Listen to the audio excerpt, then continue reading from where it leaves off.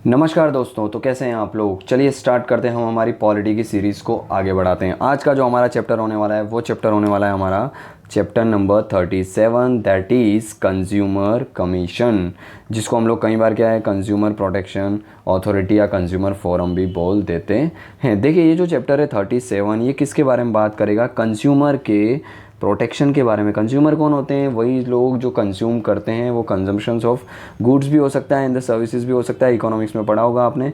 तो हम लोग सभी जो कि गुड्स एंड सर्विसेज का कंजम्पशंस करते हैं वो क्या होते हैं, कंज्यूमर। और इन कंज्यूमर्स को जब भी कोई प्रॉब्लम्स होती है गुड्स को लेके या सर्विसेज को लेके, हमें कोई चीज़ ख़राब मिल जाती है, कम ख़राब क्वालिटी की मिल जाती है, वेट में कम मिलती है, हमारे साथ एक्सप्लॉयटेशन, और तब हम क्या कर सकते हैं, हमारे प्रोटेक्शन के लिए, हम कंज्यूमर्स के प्रोटेक्शंस के लिए क्या है, कुछ ऐसे मैकेनिज्म है, स्टैट्यूटरी लॉज बनाए गए हैं। उस लॉज की बात हमें इस चैप्टर्स के अंदर करनी है, जो क्या करते हैं कंज्यूमर के प्रोटेक्शंस के रिगार्डिंग बात करते हैं। ऑलराइट, चलिए स्टार्ट करते हैं हम लोग हमारे लेक्चर को।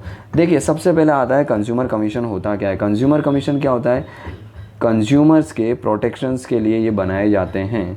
फर्स्टली ये कंज्यूमर्स की बात करें तो फर्स्टली ये बनाया गया था 1986 के अंदर through the act of an parliament. इसका मतलब ये बॉडी कैसी है, स्टैट्यूटरी बॉडी है, जो कि पार्लियामेंट्स के द्वारा एक्ट पास करके पार्लियामेंट में बनाई गई थी। तो इसको बोला गया था कंज्यूमर प्रोटेक्शन एक्ट ऑफ 1986। इसको अमेंड किया गया था 2019 के अंदर, जी through the consumer protection act of 2019। जब ये 2019 के अंदर अमेंडमेंट किया गया था तब क्या किया गया था, 3 टायर अथॉरिटीज़ बनाई गई थी, यानी कि 3 लेवल पे जो हैं वो क्या होगी, अथॉरिटीज़ बनाई गई थी थ्रू दिस एक्ट और amended act of consumer protection act of 2019। एक जो हमें देखने को मिलेगा सबसे नीचे बेसिक लेवल पे, डिस्ट्रिक्ट लेवल पे देखने को मिलेगा, उसके ऊपर स्टेट लेवल पे एक कंज्यूमर प्रोटेक्शन अथॉरिटी देखने को मिलेगी, और एक नेशनल लेवल पे हमें क्या है कुछ अथॉरिटीज़ देखने को मिलेगी। जो डिस्ट्रिक्ट लेवल पे हमें यानी कि ग्राउंड लेवल पे जो अथॉरिटीज़ देखने को मिलेगी उसे हम लोग क्या बोलेंगे, district consumer dispute redressal commission, या फिर इसको हम लोग क्या बोल देंगे, अगर शॉर्ट लैंग्वेज में बोला जाता तो डिस्ट्रिक्ट कमीशन भी बोल देते हैं। इसके बाद स्टेट लेवल पे यानी कि हर एक स्टेट लेवल पे जो अथॉरिटीज़ देखने को मिलेगी उसका नाम क्या होगा हमारा, तो भाई देखने को मिलेगा हमारा state consumer dispute redressal commission, और जो नेशनल लेवल पे होगा वो क्या होगा, national consumer dispute redressal mechanism. इन तीनों को हम लोग शॉर्ट लैंग्वेजेस में क्या बोल देते हैं, नेशनल फोरम, स्टेट फोरम या फिर डिस्ट्रिक्ट डिस्प्यूट रिड्रेसल मैकेनिज्म या डिस्ट्रिक्ट फोरम भी कई बार बोल देते हैं। तो भाई ये 2019 का जो अमेंडमेंट था उसने क्या इलाबोरेट प्रोविज़न दिए, 3 लेवल पे कंज्यूमर प्रोटेक्शन अथॉरिटीज़ बनाई, एक नेशनल लेवल पे, एक स्टेट लेवल पे और एक ग्राउंड यानी कि डिस्ट्रिक्ट लेवल पे। नेशनल लेवल को हम लोग नेशनल फोरम भी बोल देते हैं। जो नेशनल लेवल पे यानी कि जो बड़े बड़े केसेस होते हैं, कुछ पेक्युलर यानी कि मॉनेटरी लिमिट्स होती हैं, उसको हम बात करेंगे भाई इतने से इतने के बीच का अगर कंज्यूमर का क्या होता है एक्सप्लॉयटेशन होता है, वो गुड्स को लेके हुआ या सर्विसेज को लेके, तो आप नेशनल में जा सकते हो। उससे थोड़े कम अगर पैसों से रिगार्डिंग चीज़ों का क्या हुआ, आपके साथ एक्सप्लॉयटेशन हुआ, चीटिंग्स हुई, तो आप स्टेट में जा सकते हो। उससे भी थोड़ा कम के लिए डिस्ट्रिक्ट लेवल की अथॉरिटीज़ पे जा सकते हो। तो 3 लेवल की हमें मैकेनिज़्म देखने को मिलता है। और ये मैकेनिज़्म कब बनाया गया, 2019 के अमेंडमेंट के थ्रू। पहला एक्ट कब आया था, 1986 के अंदर, जो हमें पता होना चाहिए। ऑलराइट, अब देखिए ये जो अथॉरिटीज़ है ना, इसको क्या बोला गया है, क्वाज़ाई जुडिशियल अथॉरिटी बोला गया है। क्वाज़ाई जुडिशियल अथॉरिटी का मतलब क्या है, इनके पास कुछ एडमिनिस्ट्रेटिव पावर भी होती है यानी कि एग्जीक्यूटिव पावर, और कुछ जुडिशियल पावर भी देखने को मिलती है। जुडिशियल पावर कोर्ट की कुछ पावर्स देखने को मिलती है with regard to the protection of the consumer. Consumer यानी कि हम लोगों के साथ कोई भी गुड्स को लेके या सर्विसेज को लेके चीटिंग्स होती है, हमको कम वेट धरा दिया जाता है, पकड़ा दिया जाता है, या एक्सपायरी डेट का प्रोडक्ट दे दिया जाता है, और वो ज़्यादा मॉनेटरी अथॉरिटीज़ का या मॉनेटरी बेनिफिट्स का है, हम बोल सकते हैं नंबर ज़्यादा हैं, उसके पैसे ज़्यादा हैं, तब हम क्या कर सकते हैं, इन कमीशंस का अलग अलग लेवल पे यूज़ कर सकते हैं, डिस्ट्रिक्ट, स्टेट या नेशनल लेवल पे।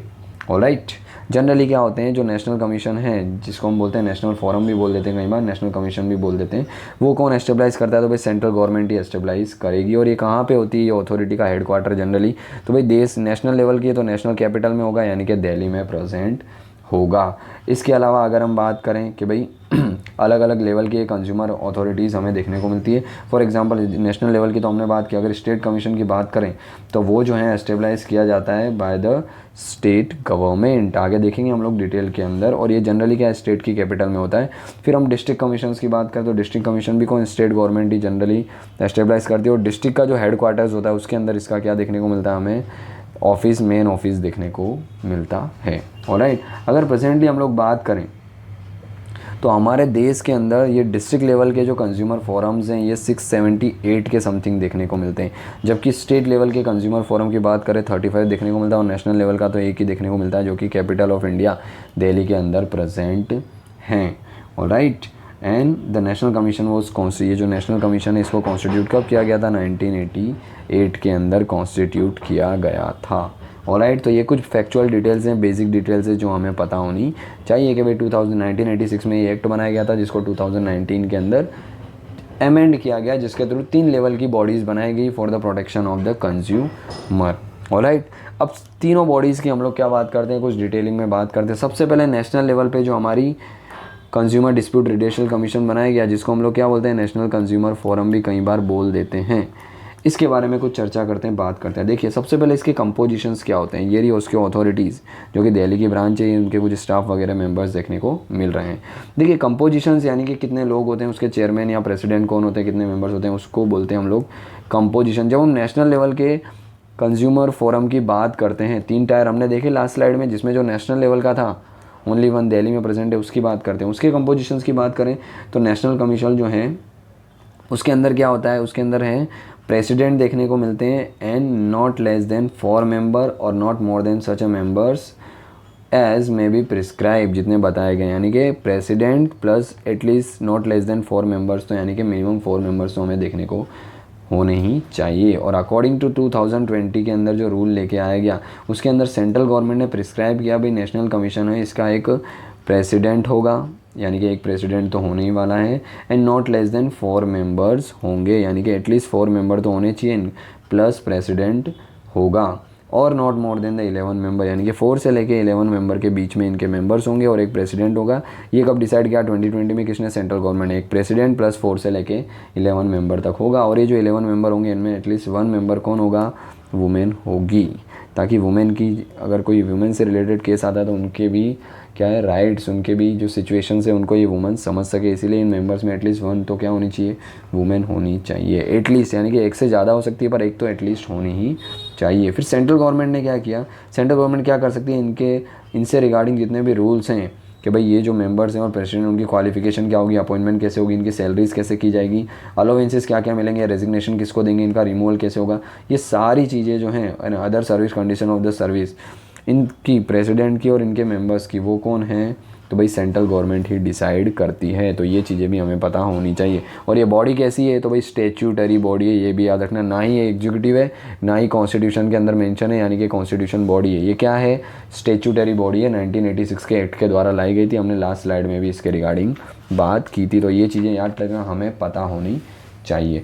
इसके अलावा देखिए, जो प्रेसिडेंट हैं क्या है कि भाई प्रेसिडेंट है, मेंबर है नेशनल कमीशन के, इनको अपॉइंट कौन करता है? अभी हमने बात किया सेंट्रल गवर्नमेंट अपॉइंट करती है, पर क्या अपने मर्जी से अपॉइंट कर देती है गवर्नमेंट? यानी कि प्राइम मिनिस्टर चाहे उसको अपॉइंट कर सकते हैं? नहीं, ऐसा नहीं है। प्राइम मिनिस्टर्स क्या करते हैं, एक सर्च कम सिलेक्शन कमेटी है जिसको चेयर करते हैं चीफ जस्टिस ऑफ इंडिया या फिर तो जजेस ऑफ द सुप्रीम कोर्ट, जिनको नॉमिनेट कौन किया जाएगा? चीफ जस्टिस ही उनको नॉमिनेट करेंगे, जजेस ऑफ सुप्रीम।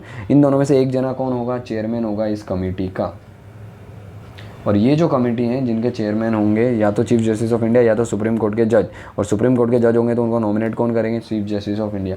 ये कमेटी क्या करेगी? रिकमेंडेशन देगी, और ये रिकमेंडेशन देने के बाद क्या होता है, ये जो गवर्नमेंट है वो क्या करेगी? उनको प्रेसिडेंट को और मेंबर्स को अपॉइंट कर सकती है। तो ये कमेटी हमें पता होनी चाहिए, जिसको चीफ जस्टिस ऑफ इंडिया या तो जजेस ऑफ द सुप्रीम कोर्ट जो हैं वो चेयर करते हैं, जो गवर्नमेंट को रिकमेंडेशन देती है, और गवर्नमेंट फिर उनको क्या करती है? चेयरमैन और प्रेसिडेंट के रूप में नॉमिनेट कर देती है नेशनल लेवल पर, याद रखना।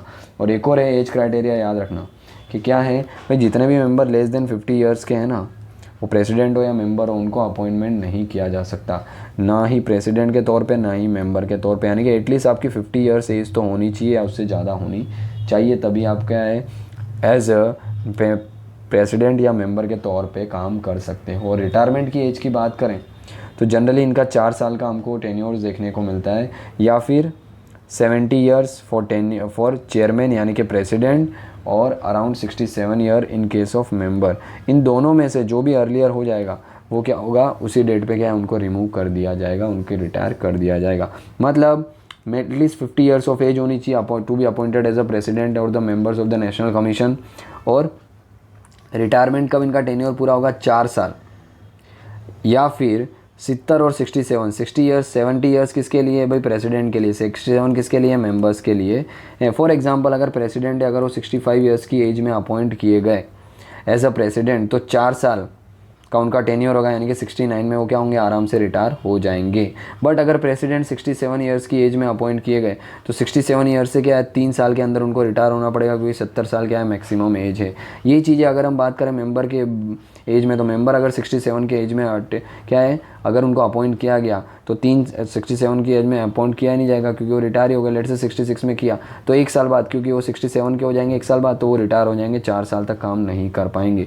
और अगर लेट से 63 में अगर उनको अपॉइंट किया तो वो आराम से 4 साल तक अपना काम कर सकते हैं, तब वो 67 के होंगे, क्राइटेरिया फुलफिल होगा और उनको रिमूव कर दिया जाएगा।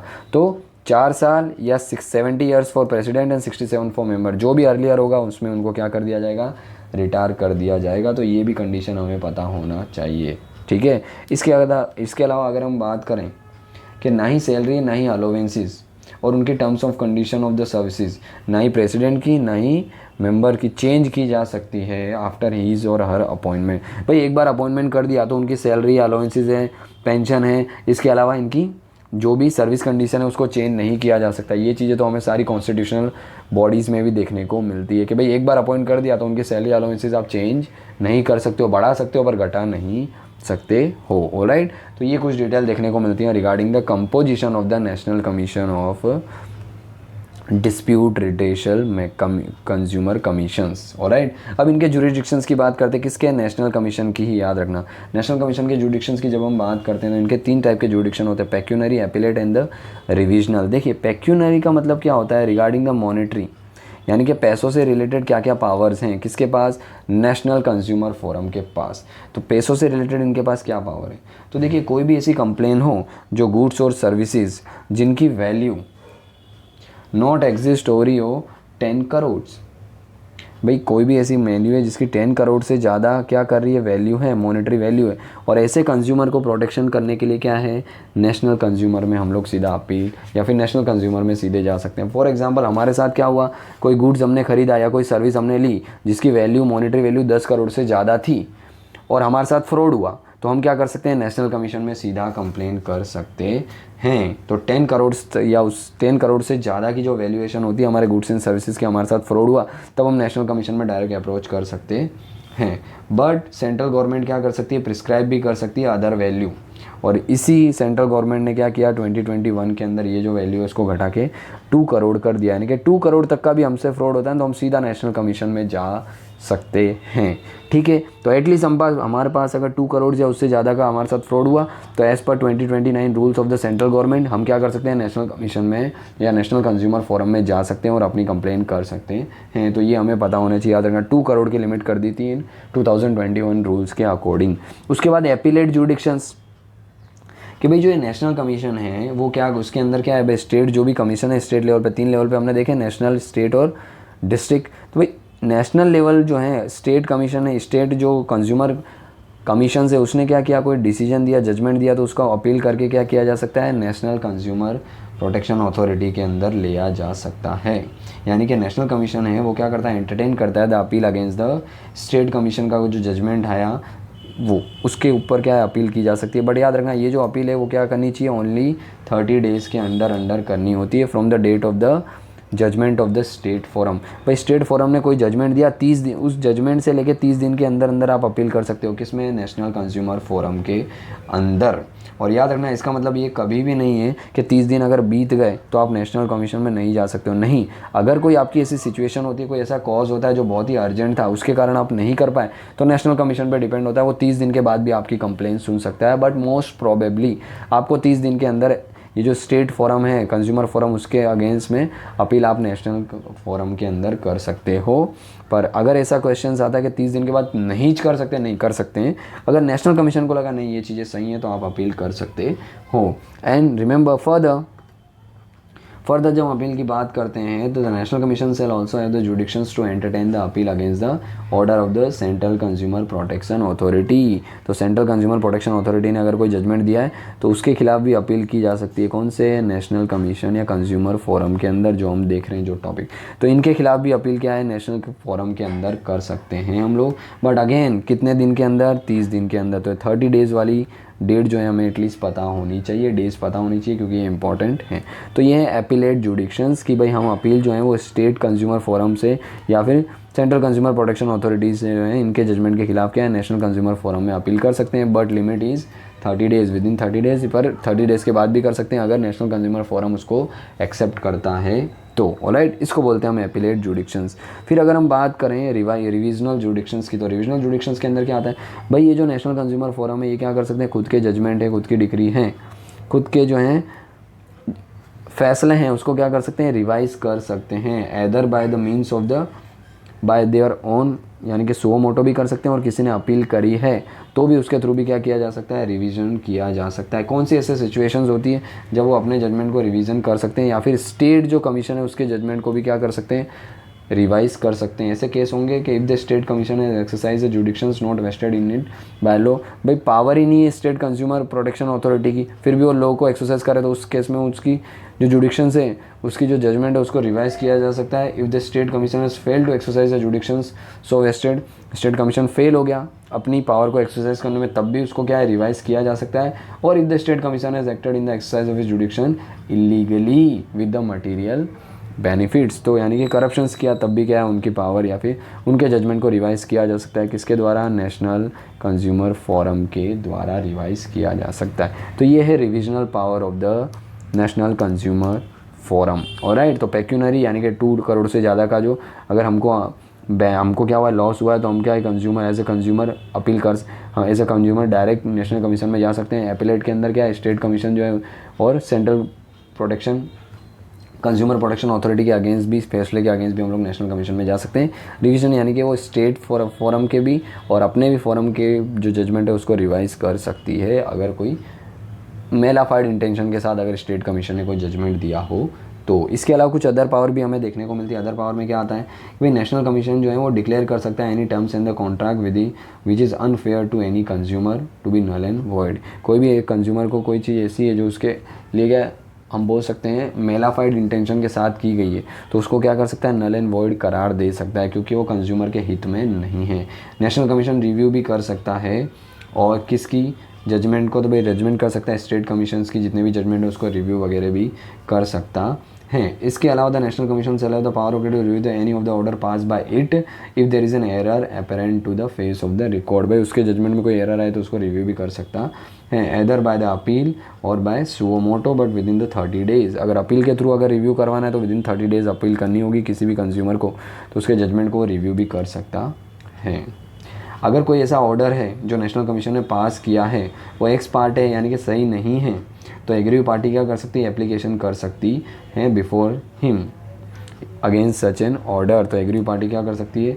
उनके जजमेंट के खिलाफ भी उन्हीं के सामने क्या अपील कर सकती है, तो वो और उसको सुन सकते हैं। दूसरा, नेशनल कंज्यूमर जो है ट्रांसफ़र कर सकते हैं complaint pending before the district commissions of the one state or the district commission of the another state or before the one state commission to the another state commission। भाई कोई भी ऐसा case है उसको क्या है? नेशनल कमीशन जो है वो ट्रांसफ़र कर सकता है, एक डिस्ट्रिक्ट फोरम से दूसरे डिस्ट्रिक्ट फोरम, एक स्टेट से दूसरे स्टेट फोरम में क्या कर सकता है? वो केसेस को ट्रांसफ़र करने की पावर भी हमें नेशनल कमीशन या नेशनल फोरम के पास देखने को मिलती है। और याद रखना, नेशनल कमीशन ने क्या किया? कोई ऑर्डर ऐसा दिया तो उसको चैलेंज किया जा सकता है उससे बड़ी अथॉरिटी के पास। यस, कहाँ किया जा सकता है?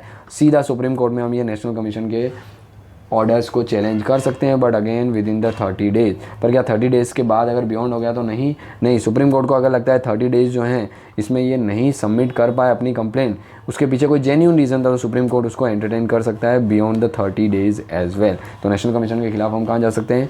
सुप्रीम कोर्ट में जा सकते हैं उनके ऑर्डर के खिलाफ। कुछ एडमिनिस्ट्रेटिव कंट्रोल की बात करें नेशनल कमीशन की, तो नेशनल कमीशन का एडमिनिस्ट्रेटिव कंट्रोल किसके ऊपर देखने का मिला है? Over all the state commission. जितने भी स्टेट कमीशन है जो हमने अभी देखे स्टार्टिंग के अंदर, कितने नंबर ऑफ स्टेट कमीशन थे? देखे ना हमने, तो अराउंड 35, तो ये 35 स्टेट कमीशन थे, उनके ऊपर सारी एडमिनिस्ट्रेटिव कंट्रोल किसका देखने को मिलता है, नेशनल कमीशन या नेशनल कंज्यूमर फोरम का देखने को मिलता है। इनकी परफॉर्मेंस को मॉनिटर करना, इनके ऑडिट मैकेनिज्म करना, इन्वेस्टिगेट करना, कोई भी ऐसे एलिगेशंस लगाए गए president and members of the state commission, तो उसको भी क्या करता है, इन्वेस्टिगेशंस वगैरह करने की पावर इनके पास ही होती है। फिर ये रिपोर्ट किसको करते हैं, कंसर्न स्टेट गवर्नमेंट को सबमिट करते हैं। इसके अलावा इंस्ट्रक्शन वगैरह ये भी इशू करते हैं किनको, स्टेट फोरम्स को, कि भाई क्या यूनिफॉर्म प्रोसीजर फॉलो करनी चाहिए, prior service of the copy document हैं वो क्या है, अपोजिट पार्टी को भी सबमिट करनी है, ये इंस्ट्रक्शन भी इनको दी जा सकती है। Furnishing of the English translation of the judgement written in any languages, तो वो भी इन्हें करना होता है। और speedy grant of the copies of the document, ये भी इनके पावर जुडिक्शंस में आती हैं। कौन से, एडमिनिस्ट्रेटिव जुडिक्शन में, किसके, नेशनल फोरम के, जो कि इनके ऊपर होगा, स्टेट फोरम के ऊपर इनका एडमिनिस्ट्रेटिव जुडिक्शंस होगा। And overseeing the functions of the state commission और द डिस्ट्रिक्ट कमीशन इधर by the way of inspections और द अदर मेथड, यानी कि स्टेट फोरम जो है उनके ऊपर नज़र रख सकता है, उनको ऑडिट मैकेनिज्म के थ्रू या कोई अदर मेथड जो उन्हें ठीक लगती है उसके थ्रू क्या है, स्टेट कमीशंस के ऊपर टेक केयर किया जा सकता है। By which authority, by the national consumer forum, alright, जिसको हम नेशनल कंज्यूमर डिस्प्यूट रिड्यूशल कमीशन भी बोलते हैं। तो ये था ओवरऑल अबाउट नेशनल लेवल के कंज्यूमर डिस्प्यूट रिड्यूशल। अब हम बात करते हैं स्टेट लेवल का। हमने नेशनल लेवल का देख लिया, अब नेशनल लेवल के अंडर क्या आते हैं, स्टेट लेवल के कमीशंस, जिसको हम स्टेट कंज्यूमर डिस्प्यूट रिड्यूशल मैकेनिज्म भी बोलते हैं या फिर स्टेट कंज्यूमर फोरम भी बोलते हैं। ऑलराइट, स्टेट की बात करते हैं, सबसे पहले कंपोजिशंस की बात करते हैं। तो कंपोजिशंस क्या होते हैं, अगेन प्रेसिडेंट होगा एंड नॉट लेस देन 4 और the other member as may be decided by the central government. याद रखना, ये मेंबर ऑफ प्रेसिडेंट कितने होंगे, कौन डिसाइड करेगा, सेंट्रल गवर्नमेंट, ना कि स्टेट गवर्नमेंट। इंपॉर्टेंट है, क्योंकि आपको स्टेट लग रहा है तो सीधा आप बोल दोगे स्टेट गवर्नमेंट, पर नहीं भाई, वो सेंट्रल गवर्नमेंट डिसाइड करेंगे, उसके अकॉर्डिंग ही क्या करना है, हमें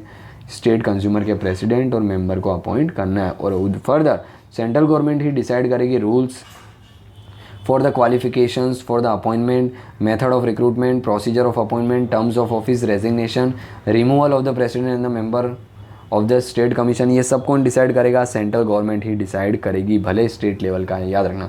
बट स्टेट क्या कर सकता है, फिर स्टेट के हाथ में क्या है, तो state government may make the rules to provide for the salary and the allowances and the other terms and conditions of the service of the president and the member of the state commission. Salary allowances से regarding क्या है, state government जो है वो decide कर सकती है। Appointment, recruitment, designation, terms of office वो कौन तय करेगा, सेंट्रल गवर्नमेंट तय करेगी। बाकी सैलरी से रिगार्डिंग स्टेट गवर्नमेंट सब कुछ देख सकती है, यानी कि मेजोरिटी पावर सेंटर के हाथ में ही है। जुडिक्शन सेम जो नेशनल कमीशन या नेशनल कंज्यूमर फोरम के जुडिक्शन थे, सेम जुडिक्शन हमें देखने को मिलते हैं किसके, स्टेट कंज्यूमर फोरम के देखने को मिलते हैं। पेक्यूनरी यानी कि पैसों से रिगार्डिंग कौन से जुडिक्शंस कहाँ तक देखने को मिलते हैं, तो याद रखना स्टार्टिंग के अंदर कोई भी अमाउंट है इन ग्रेटर देन अगर 1 करोड़ था एंड नॉट एग्जिस्टिंग 10 करोड़, यानी कि 1 करोड़ से लेके 10 करोड़ के बीच का अगर कोई क्या होता था, केस होता था, तो हम लोग क्या है स्टार्टिंग में सेंट्रल कंज्यूमर फोरम में डायरेक्ट जा सकते थे कि हमारे साथ डिस्क्रिमिनेशन हुआ है, हमारे साथ बोल सकते हैं हम लोग फ्रॉड हुआ है, वो 1 करोड़ से लेके 10 करोड़ के बीच का, तो हम सीधा स्टेट कंज्यूमर फोरम में जा सकते थे।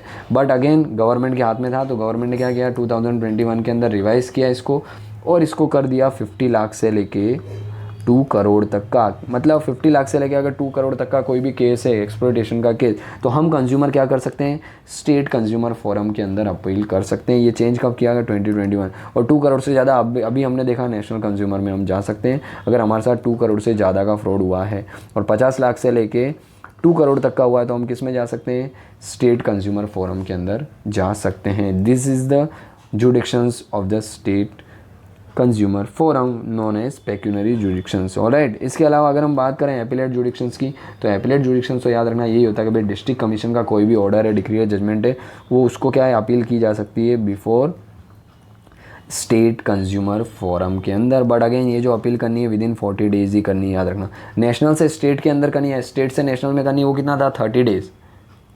ऑलराइट, और नेशनल से अगर सुप्रीम कोर्ट में जाना है तो भी 30 डेज, बट जब डिस्ट्रिक्ट से स्टेट में जाना है तो कितना डेज़ हैं, 45 डेज़ हैं, ये याद रखना है हमें। ठीक है, अगर डिस्ट्रिक्ट कंज्यूमर फोरम के खिलाफ अगर हमको फाइल करना है स्टेट में, तो हम क्या करेंगे, याद रखना विद इन 45 डेज़ हमें फाइल करनी होगी कंप्लेन। एक्सपायरी के बाद क्या स्टेट उसको एंटरटेन नहीं कर सकता है, कर सकता है अगर उसे लगता है कि भाई जो इन्होंने सबमिट नहीं की 45 डेज़ में उसके पीछे एक जेन्युइन रीज़न था, तो वो क्या है स्टेट कमीशन उसको एंटरटेन कर सकता है। थर्ड आती है रिविजनल जुडिक्शन। रिविजनल जुडिक्शंस के अंदर क्या आता है, अपनी पावर डिक्री, डिस्ट्रिक्ट कमीशन जो है, डिस्ट्रिक्ट कंज्यूमर फोरम जो है उसकी पावर, उसका जजमेंट उसको क्या कर सकता है, रिवाइज कर सकता है। अगर डिस्ट्रिक्ट कमीशन ने कोई भी चीज़ें वो मेलाफाइड इंटेंशन के साथ या करप्शन के थ्रू की तो वो क्या है, रिविजन्स किया जा सकता है। By home, by the state consumer forum. Alright, तो ये कुछ पावर देखने को मिलती है हमको स्टेट कंज्यूमर फोरम की। कुछ अदर पावर्स की इनकी बात करें स्टेट कंज्यूमर फोरम की, तो अगेन जो नेशन की थी नेशनल लेवल पे, वो स्टेट की देखने को मिलेगी स्टेट लेवल पे, कि भाई वो टर्म्स ऑफ कॉन्ट्रैक्ट हैं, कोई भी अनफेयर प्रैक्टिसेस हैं, रूल्स रेगुलेशंस हैं, उसको नल एंड वॉइड करार दिया जा सकता है स्टेट लेवल पे, जो कि कंज्यूमर के खिलाफ हो ऐसे रूल्स रेगुलेशन को ये स्टेट कमीशन क्या करेगा, नल एंड वॉइड डिक्लेयर कर किया जा सकता है। कोई भी अपील है स्टेट कमीशन के खुद के खिलाफ या फिर उनकी प्रोसीजर्स के खिलाफ, उनके जजमेंट को रिव्यू करना है तो भी क्या है, हम लोग फाइल कर सकते हैं petition, but within the 30 days. याद रखना, डिस्ट्रिक्ट से स्टेट में अपील करनी है तो 45 डेज़ है, पर विद इन द स्टेट अगर रिव्यू करना है तो 30 डेज़ देखने को मिलता है। विद इन 30 डेज़ हम लोग क्या है, स्टेट फोरम ने क्या है, कंज्यूमर फोरम ने कोई जजमेंट दिया तो विद इन 30 डेज़ हम क्या कर सकते हैं, उसके जजमेंट के खिलाफ स्टेट कंज्यूमर फोरम में ही जा सकते हैं, but with in 30 days. Alright, और इसके अलावा स्टेट कमीशन जो है वो ट्रांसफ़र कर सकता है कोई भी ऐसी कंप्लेन है जो डिस्ट्रिक्ट कमीशन के अंदर, सीधी सी बात है यार, यहाँ पे कोई भी ऐसी कंप्लेंट्स हैं जो पेंडिंग पड़ी तो स्टेट कमीशन उस पर डिसीजन ले सकता है, क्योंकि उसकी हायर अथॉरिटी है, डिस्ट्रिक्ट की हायर अथॉरिटी है स्टेट कमीशन। ऑलराइट, इसके अलावा बात करें अगर एडमिनिस्ट्रेटिव पावर की, तो भाई जितने भी डिस्ट्रिक्ट कमीशन हैं उनकी जुडिक्शंस में, तो स्टेट कंज्यूमर फोरम जो हैं उनके अंडर कौन आते हैं, उनके अगर एडमिनिस्ट्रेटिव पावर की बात करें स्टेट के कंज्यूमर फोरम की, तो जितने भी डिस्ट्रिक्ट कंज्यूमर फोरम है उनके जुडिक्शंस के अंदर आते हैं with in the state. Alright, तो ये देखने को मिलता है हमको स्टेट लेवल। फिर लास्ट लेवल आता है हमारा डिस्ट्रिक्ट कंज्यूमर डिस्प्यूट रिड्यूशल मैकेनिज्म। हमने नेशनल देखा, स्टेट लेवल का देखा, आप देखेंगे डिस्ट्रिक्ट यानी कि सबसे ग्राउंड लेवल का, उसके कंपोजिशन की बात करें तो वही देखने को मिलते हैं हमको, president and not less then 2 members. दोनों के अंदर पहले दो स्टेट और नेशनल लेवल पे प्रेसिडेंट 4 एटलीस्ट 4 मेंबर, बट यहाँ पे क्या है, प्रेसिडेंट और एटलीस्ट 2 मेंबर्स होने चाहिए। और डिसाइड कौन करेगा, भाई गवर्नमेंट डिसाइड करेगी, वो भी सेंट्रल गवर्नमेंट।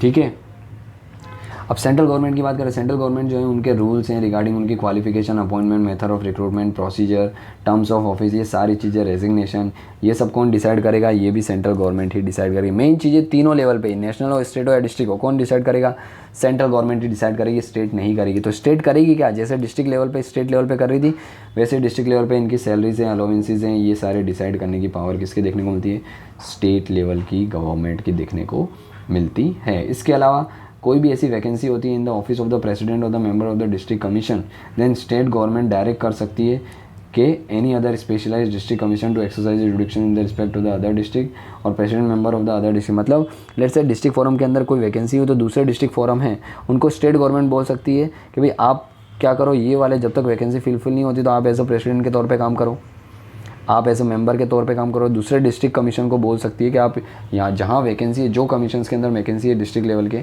उसके पावर को एक्सरसाइज कर सकते हैं टेम्पररी पीरियड के लिए। और राइट, जुडिक्शंस की बात करें हम तो जुडिक्शंस का ये देखने को मिलता है कि भाई इनिशियली तो क्या था कि कोई भी ऐसा केस है 1 करोड़ तक का तो हम लोग क्या कर सकते थे, ये डिस्ट्रिक्ट कंज्यूमर फोरम के अंदर जा सकते थे। पर अगेन 2021 के अंदर इसको रिवाइज़ किया और ये लिमिट को क्या कर दिया, लेस देन 50 लाख। भाई 0 से लेके 1 to 5 टू लेके 50 लाख तक के केस जो हैं वो सारे हम लोग क्या कर सकते हैं, डिस्ट्रिक्ट कंज्यूमर फोरम के अंदर फाइल कर सकते हैं। जनरली डिस्ट्रिक्ट कंज्यूमर फोरम का हेडक्वार्टर क्या होता है, तो डिस्ट्रिक्ट के हेडक्वार्टर्स के अंदर देखने को मिलता है। इसकी सारी पावर्स की बात करें, ऑर्डर्स वगैरह ये सारे चेक कौन करता है, स्टेट फोरम वगैरह करते हैं। But how much day, with in the 30 days ये अपील की जानी चाहिए। ऑलराइट, इसके अलावा पेक्यूनरी जुडिक्शंस तो हमने ऑलरेडी बात कर ली, कितनी हैं भाई, 50 लाख से कम। ऑलराइट, तो ये कुछ हमें पावर्स जुडिक्शन देखने को मिलती है डिस्ट्रिक्ट लेवल की। लास्ट पॉइंट की अगर बात करें, कंपैरिजन की बात करें तो देखिए ये डिस्ट्रिक्ट फोरम, स्टेट फोरम और नेशनल लेवल का जो कंज्यूमर फोरम है, ये अगर 2019 के, अगर सबसे पहले हम 1986 की बात करते हैं, फर्स्ट टाइम जब ये पास किया गया था, तो district forum up to 20 lakh के केसेस जो हैं हम लोग इसमें सीधा फाइल कर सकते थे, फ्रॉड के केसेस। 20 से लेके 1 करोड़ के हैं वो हम स्टेट फोरम में कर सकते थे, याद रखना 1986 के अकॉर्डिंग। और नेशनल में क्या है, अब वो 1 करोड़ से ज़्यादा के केसेस हैं उसको फाइल कर सकें। इसको रिवाइज़ किया गया, अमेंड किया गया 2019, हमने फर्स्ट स्लाइड में देखा था। तब इसको बढ़ा के क्या किया था, डिस्ट्रिक्ट में अप टू 1 करोड़ हम कर सकते थे। फिर 1 करोड़ से लेकर 10 करोड़ है तो हम स्टेट लेवल के फोरम में कर सकते थे, और अबो 10 करोड़ है तो हम नेशनल लेवल पे कर सकते थे। पर याद रखना 2021 में क्या की गई, इन रूल्स को वापस से रिवाइज़ किया गया। और प्रेजेंट जो रूल है ये सबसे इंपॉर्टेंट है हमारे लिए, याद रखना। प्रेजेंट रूल में क्या है कि भाई हमको अगर अप टू 50 लाख तक का कोई फ्रॉड हुआ है हमारे साथ, एक्सप्लॉयटेशन हुआ है कंज्यूमर का, तो हम लोग कहाँ पे जा सकते हैं, डिस्ट्रिक्ट फोरम में जो हमने लास्ट में पढ़ा उस पे जा सकते हैं। 50 लाख से लेकर के 2 करोड़ तक का हुआ तो स्टेट लेवल पे जा सकते हैं, और अबोव 2 करोड़ का अगर फ्रॉड होता है तो हम क्या कर सकते हैं, नेशनल कमीशन में अपील कर सकते हैं, और नेशनल कमीशन के जजमेंट को हम लोग कहाँ पर पड़कार सकते हैं, कहाँ पे चैलेंज कर सकते हैं, सुप्रीम कोर्ट में कर सकते हैं। तो ये डेटा हमें एटलीस्ट पता होना चाहिए, प्रीलिम्स के पॉइंट ऑफ व्यू से इम्पॉर्टेंट है। ऑलराइट, तो ये था हमारा lecture which was on the consumer protection और consumer commission. Alright, I hope आपको समझ आया होगा। 3 लेवल के हमने कमीशंस की बात की, याद रखना, एक बार रिवाइज करें हम लोग।